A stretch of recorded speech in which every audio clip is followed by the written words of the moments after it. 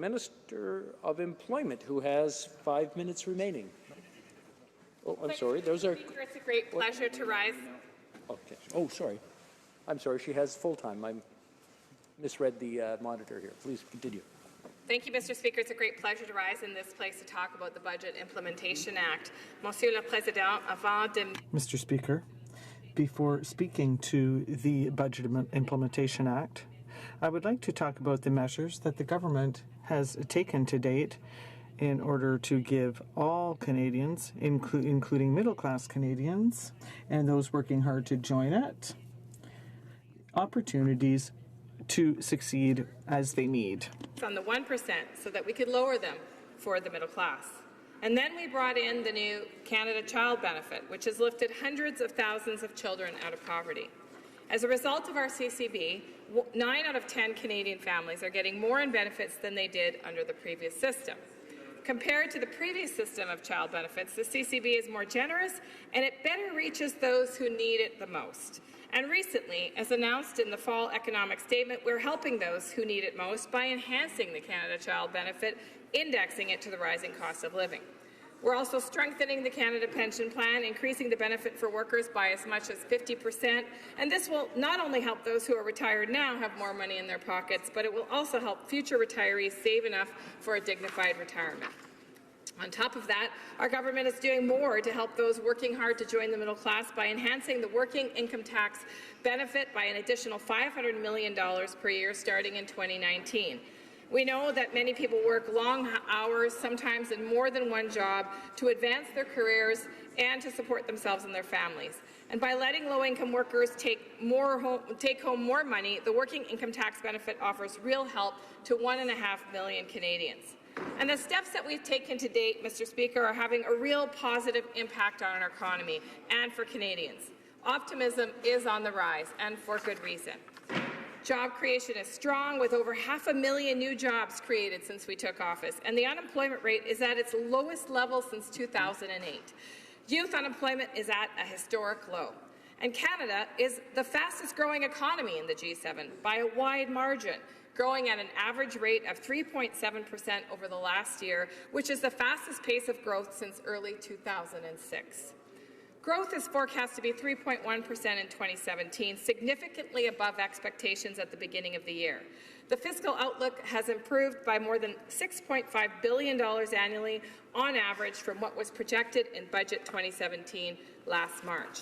And that's why we're here today, to consider and discuss the important measures contained in Bill C-63. Now let me describe just a few of the key elements briefly, Mr. Speaker. Monsieur le Président, cette loi d'exécution. Mr. Speaker, this Budget Implementation Act supports the middle class and those working hard to join it by protecting the rights of workers in federally regulated industries with regards to flexible work arrangements.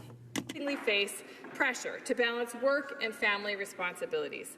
We all know a single parent struggling to find balance, or someone who's taking care of an aging parent, or even someone who's supporting a spouse through chemotherapy.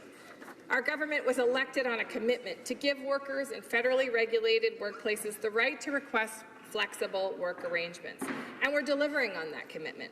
Things like flexible start and finish times, or the ability to work from home, will benefit both employers and employees through increased productivity, lower absenteeism, and greater retention.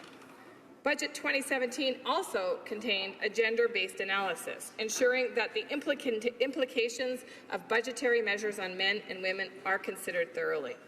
Our government believes that having a meaningful and transparent discussion around gender and other intersecting identities will help us better understand the challenges that Canadians face and will help us make informed decisions to advance the goals of gender equality, fairness, and stronger workforce participation. We know that our prosperity relies on the participation of all Canadians, so our efforts are focused on ensuring that our growth as a country leaves no one behind.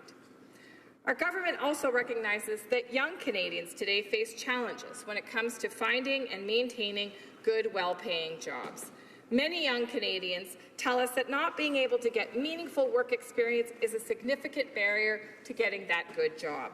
And while internships can give young Canadians the hands-on work experience they need to make that successful transition to the workplace, some internships, in particular those that are unpaid, can be unfair and exploitive.